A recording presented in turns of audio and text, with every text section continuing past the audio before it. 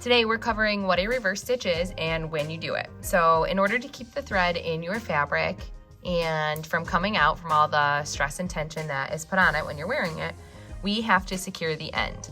And normally when you secure the end, you'd be tying a knot. So essentially that's what we're doing. Our machine isn't going to physically tie a knot, but what we're gonna do is secure the beginning and the end of our stitches.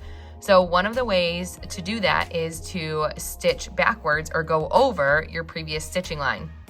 In order to stitch backwards, you're going to press and hold the reverse button while stepping down on the foot pedal. When you step down on the foot pedal, remember that gives your machine power. So by holding this in, we're reversing the direction of the feed dogs, and by stepping on the foot pedal, we're giving power to our machine. What you're gonna do is start your seam or your stitch, and so for 3 to 4 stitches forward, just like you would normally, the feed dogs move the fabric from the front of the machine to the back of the machine.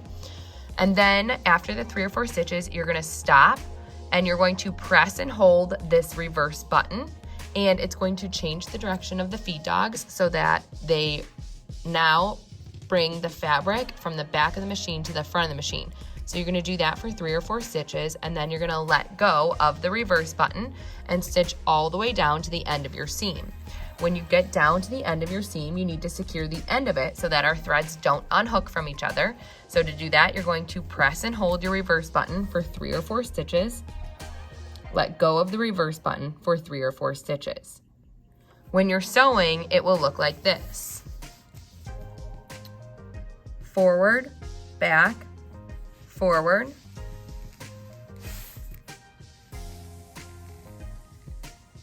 back, forward, with 3 lines of stitching at the end and 3 lines of stitching at the beginning.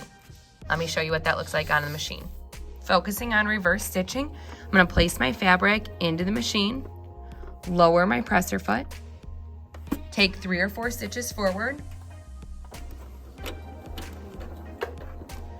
press and hold the reverse button while I'm pressing down on the foot pedal. My machine moves backwards, or the feed dogs move backwards. 3 or 4 stitches, let go of the reverse stitch button, stitch to the end of the line,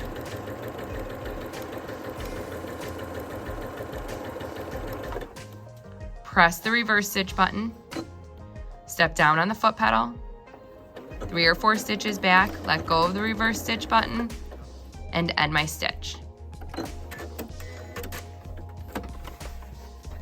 Here you can see 3 layers of stitching at the end and 3 layers of stitching at the beginning.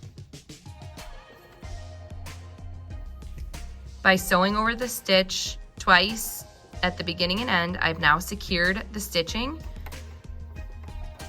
and it can't be pulled apart.